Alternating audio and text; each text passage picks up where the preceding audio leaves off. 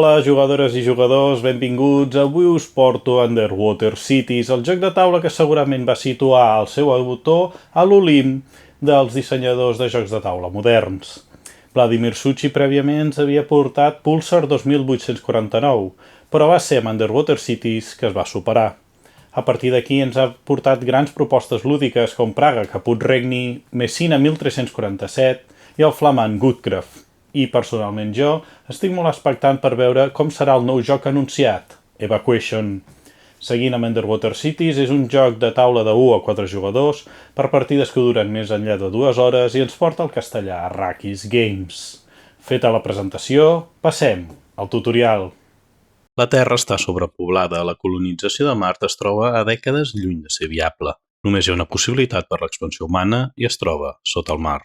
En aquest joc, els jugadors competeixen per construir la millor nació submarina, un arxipèlag de ciutats sota l'aigua connectades per una xarxa de túnels de transport. Les granges de kelp i les desaladores prohibiran al poble de menjar i aigua. Els laboratoris permetran obtenir nou coneixement per dirigir la seva comunitat de la forma més eficient. I a llarg termini, els jugadors podran construir ciutats simbiòtiques, unes ciutats submarines totalment integrades amb l'ecosistema marí. Jugadors, l'esperança de la Terra i de la humanitat està posada amb les vostres comunitats submarines. Estenem el tauler principal al centre de la taula. El col·loquem per la cara per partides de 3 i 4 jugadors.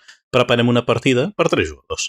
Llavors preparem una reserva general amb tots els elements. Tenim 5 tipus de recursos en aquest joc. Els kelps, el plàstic acer, la ciència, la biomatèria i els diners, que s'anomenen crèdits.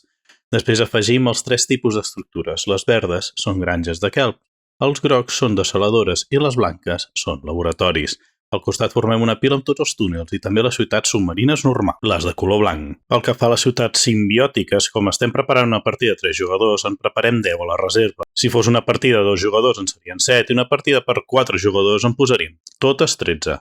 Després preparem les baralles de les 3 eres. Cada baralla està identificada amb el seu corresponent nombre en el revers de les cartes. Barregem cada una de les baralles i col·loquem la de la primera era en l'espai corresponent al tauler. Les altres 2 baralles queden a l'espera. Llavors posem el marcador de rondes al primer espai del mesurador de rondes i seguidament preparem les cartes especials. Les separem per les cartes del cost de 3 crèdits i la resta. La resta formem una baralla i la deixem al mig del tauler. Revelem la primera carta i la deixem sobre la baralla. Les cartes especials de cost 3 de crèdits n'escollim 6 a l'atzar i les deixem cara amunt als 6 espais corresponents del tauler central. Les altres cartes que sobren van a la caixa. A continuació remenem les cartes de contractes del govern i en col·loquem 3 aleatòriament als seus espais. I, com estem jugant una partida de 3 jugadors, no col·loquem la lloseta de còpia d'accions al seu lloc. En partides de 4 jugadors sí que s'utilitzaria. Cada jugador li entreguem un tauler de jugador. Observem que els taulers tenen 2 cares, la bàsica i l'avançada. La bàsica és igual per tots els jugadors i l'avançada ofereix una petita simetria. En aquest tutorial jugarem amb la bàsica. I també tots els components del seu color. 3 llosetes d'acció, 3 discs del seu color, una carta d'assistent personal, una carta de puntuació final i una targeta d'informació. I també cada jugador agafa un kelp, un plastiacer, una ciència, 2 crèdits i una ciutat normal que la col·loca a l'espai inferior dret del seu tauler de jugador. Un dels discs els posa a l'espai 0 de puntuació en el tauler central. Un altre disc va al mesurador d'ordre de torn. Llavors decidim el jugador inicial que posa el seu disc en primera posició i la resta de jugadors per ordre posen el seu. El tercer disc el posem en el mesurador de federació, això sí en ordre invers a l'ordre de torn. Per tant, el primer jugador posa el disc a sota de tot, després el segon jugador i després el tercer jugador. Aquest obté un crèdit extra a l'inici de la partida. Seguidament remenem les fitxes de Metròpolis en 2 piles, les de color marró i les de color blau. Repartim aleatòriament a cada jugador una lloseta de Metròpolis marró i 2 de color blau. Les de color marró va a la cantonada superior esquerra del tauler de jugador i les altres 2 van a les altres cantonades com s'indiquen de forma aleatòria. I finalment cada jugador roba 6 cartes de la baralla de l'era 1. En descarta 3 i les 3 que li queden corresponen a la seva mà inicial. I ja estem preparats per jugar una partida Underwater Cities. Una partida Underwater Cities dura 10 rondes repartides en 3 eres. La primera era dura 4 rondes i les altres 2 3 rondes. Al final de cada ronda hi ha una fase de producció, alimentació i manteniment. Com tot bon Eurogame, el jugador amb més punts de victòria al final de la tercera era guanya. Els punts estan simbolitzats amb una icona d'una gota d'aigua i una estrella blava al fons. Els jugadors podran obtenir punts durant la partida i al final de la partida. Els efectes amb la icona del rellotge s'apliquen al final de la partida. Durant una ronda els jugadors s'aniran tornant en ordre de torn fins que tots els jugadors hagin realitzat 3 torns. Llavors la ronda finalitzarà. El torn d'un jugador consisteix en el següent. Primer de tot, els jugadors agafen una fitxa d'acció i la col·loquen en un dels espais d'acció buits del tauler central, i ja no estarà disponible fins que la fitxa sigui retirada. Seguidament han de jugar obligatòriament de la seva mà una carta. Si la carta jugada coincideix en el color amb l'espai de la fitxa d'acció posat, el jugador durà a terme també l'acció de la carta jugada. Per tant, si el color coincideix, el jugador pot resoldre l'acció de la lloseta d'acció primer i després l'efecte de la carta o viceversa. Si la carta no coincideix amb el color, la carta simplement es descarta sense fer res i el jugador només realitza l'acció de l'espai d'acció. Les cartes d'era descartades van a la pila descartades general. Llavors, després de realitzar les accions, els jugadors roben una carta de la baralla d'era i el torn finalitza. S'ha de tenir en compte que el límit de cartes de mà és de 3. Igualment, els jugadors poden actualitzar la seva mà en qualsevol moment just abans de l'inici del seu segon torn. També hem de considerar que totes les accions són sempre opcionals, sempre s'hi pot renunciar a fer-les. Com podem deduir, les cartes són un element bàsic d'aquest joc. Per tant, ara les veurem en detall. Una de les característiques bàsiques és el color. Com podem veure, tenim cartes dels 3 colors, les 3 àrees d'acció, grogues, vermelles i verdes. Com hem dit, les cartes només s'activen quan són jugades amb una fitxa d'acció col·locada en una àrea que coincideixi amb el seu color. Després trobem els tipus d'ús de les cartes. Trobem cartes amb el llamp. Aquestes cartes simplement, quan s'activen, es resol el seu efecte durant aquell torn i es descarten. Després trobem les cartes amb el símbol d'infinit, que són jugades al mateix temps són reclamades i el jugador se la queda al costat del seu tauler de jugador. Aquestes cartes otorguen un poder passiu al jugador durant tota la partida. Després tenim les cartes amb una A com a símbol. Són unes cartes d'acció, que quan són reclamades el jugador se la queda al seu costat. Llavors els jugadors poden activar el seu efecte mitjançant una acció addicional d'un espai d'acció o d'una altra carta. Llavors els jugadors tomen la carta indicant que s'ha utilitzat i no podrà ser utilitzada fins la següent era. Els jugadors només poden tenir fins a 4 cartes d'acció i l'assistent personal compta com un d'ells. Quan un jugador reclama una 5a carta d'acció, ha de descartar una de les jugades estigui tombada o activa. Si la carta descartada és una carta activa, el jugador pot utilitzar el seu poder just abans de ser descartada com unes últimes voluntats. Després tenim amb el símbol de producció. Aquestes cartes s'activen els seus efectes durant la producció si són reclamades. I finalment tenim les cartes amb el rellotge que s'activen al final de la partida, lògicament si són reclamades. Com hem vist, Underwater Cities és un joc amb múltiples formes de realitzar una mateixa acció, tant pels espais d'acció com les cartes. Les accions estan indicades amb la seva corresponent iconografia. Bàsicament trobem els següents tipus d'accions. Obtenció directa de recursos. Per exemple, en aquest espai d'acció vermell, els jugadors obtenen 2 plastiacers i un kelp. Construir ciutats. Els jugadors poden construir noves ciutats normals o simbiòtiques, cada una d'elles té un cost diferent. Les normals és necessari pagar 2 plastiacer, un kelp i un crèdit. Les simbiòtiques s'ha de pagar un plastiacer, un kelp, una biomatèria i 2 crèdits. Les noves ciutats han d'estar adjacents a una ciutat ja construïda. No és necessari que estiguin connectades per túnels, però sí adjacents. O sigui, amb la ciutat inicial podem construir a sobre seu, al seu costat esquerre i al mig del tauler. Un cop anem construint ciutats, podrem accedir a nous espais. Construir edificis. En Underwater Cities tenim 3 tipus d'edificis, els verds, que són les granges de kelp, els grocs, que són desaladores, i els blancs, que són laboratoris. Cada edifici té un cost. Les granges valen un kelp, les desaladores un crèdit i les laboratoris un plastiacer. Els edificis es poden construir en espais d'edifici que estiguin annexes a una ciutat ja construïda o en espais d'edifici on sigui possible construir-hi una ciutat.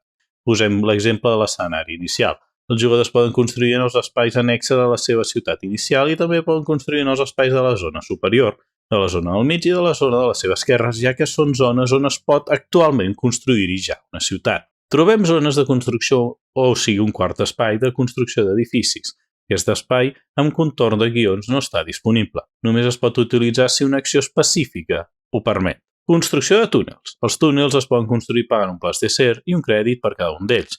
Els túnels s'han de col·locar als seus espais rectangulars corresponents i es poden construir en forma de xarxa a partir de la ciutat inicial. O sigui, tots els túnels tenen que estar connectats amb la ciutat inicial. Bonificacions de construcció. Observem uns beneficis en els espais de construcció de les ciutats i els túnels. Lògicament, si es tapen, els jugadors els obtenen immediatament. Millorar estructures. Els edificis i els túnels es poden millorar, una vegada cada un d'ells. Les accions de millora normalment tenen costos de ciència, però és l'acció duta a terme pel qual el jugador indica el cost concret. Quan un edifici és millorat, el jugador agafa una fitxa d'edifici del mateix color i la posa a sobre, fent un segon pis. I quan un túnel és millorat, es posa per la cara que hi ha l'icona de punt de victòria impresa. Guanyar punts de federació. Quan els jugadors obtenen punts de federació, han de moure el seu disc tants espais com els punts obtinguts en el mesurador. Si arriben a espais on hi ha benefici, el jugador els obté immediatament. Si el disc arriba a un espai amb altres discs, aquest es posa sobre dels altres. Si un jugador té el disc a dalt de tot i segueix obtenint punts de federació, seguirà obtenint el punt i també es posarà a dalt de tot de la pila de disc que pugui haver. Robar cartes especials. Quan un jugador obté una carta especial, una carta S, pot agafar la carta superior de la baralla o una de les 6 cartes de cost 3.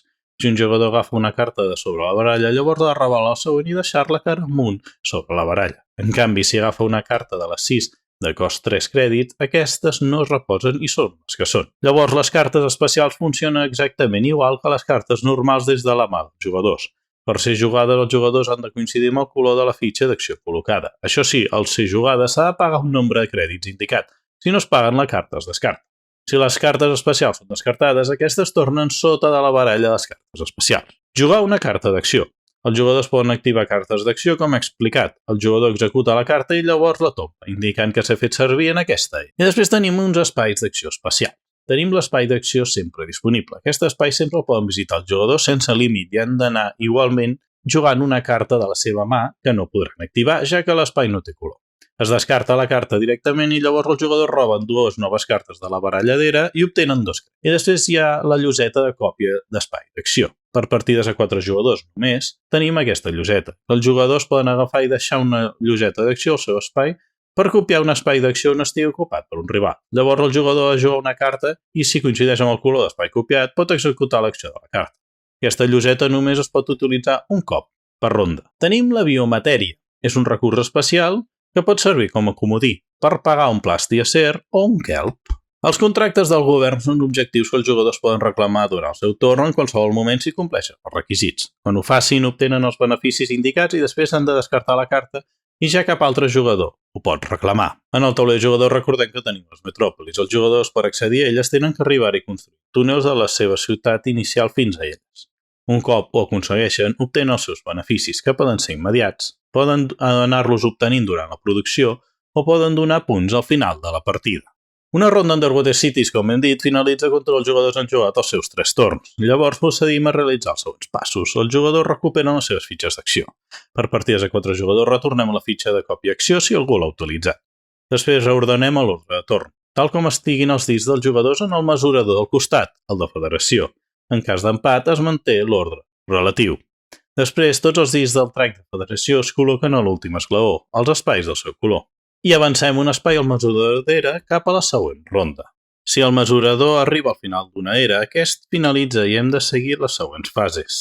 Els jugadors obtenen recursos de les seves xarxes, ciutats i estructures. Es considera que una ciutat està connectada a la xarxa si es pot traçar un camí mitjançant túnels fins a la ciutat inicial. Es considera que un edifici està en xarxa si està construït en una zona on hi ha també una ciutat connectada. Posem un exemple. Aquesta ciutat està connectada amb un túnel a la ciutat inicial. Genial! Doncs aquesta ciutat i els seus edificis estan en xarxa. En canvi, aquesta ciutat no està connectada per túnels a la inicial. Per tant, ella ni els seus edificis estan connectats. Ara veiem aquest edifici està connectat per túnels a la ciutat inicial, però no hi ha ciutat. Per tant, tampoc està en xarxa. Llavors, els jugadors obtenen els beneficis per cada element en xarxa. És vital observar la targeta informativa. Els edificis i túnels no millorats produeixen un recurs cada un d'ells i els millorats otorguen el mateix amb un benefici extra. Després, les ciutats que tinguin 2 edificis millorats iguals en la seva zona produeixen uns beneficis addicionals.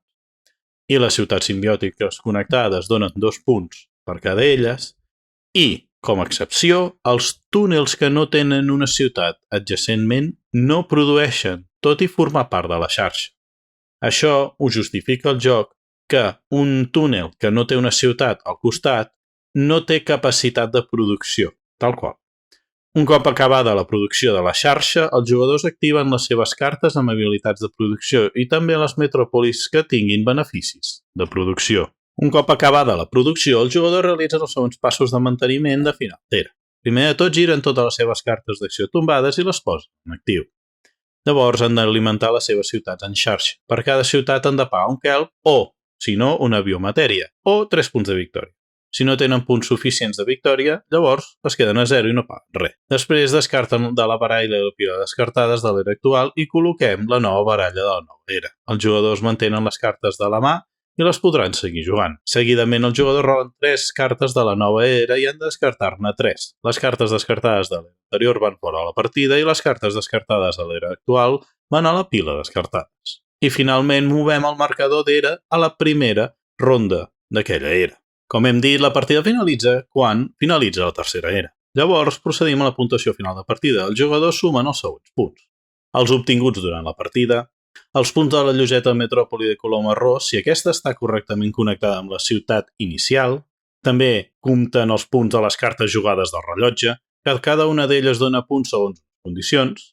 Després puntuem la xarxa. Puntuem el nombre de ciutats i edificis diferents connectats a la ciutat inicial. 2 punts per cada ciutat connectada sense edificis, 3 punts per cada ciutat connectada amb un tipus d'edifici construït, 4 punts per cada ciutat connectada amb 2 tipus d'edifici construït i 6 punts per cada ciutat connectada amb els 3 tipus d'edifici. Les ciutats no connectades no puntuen.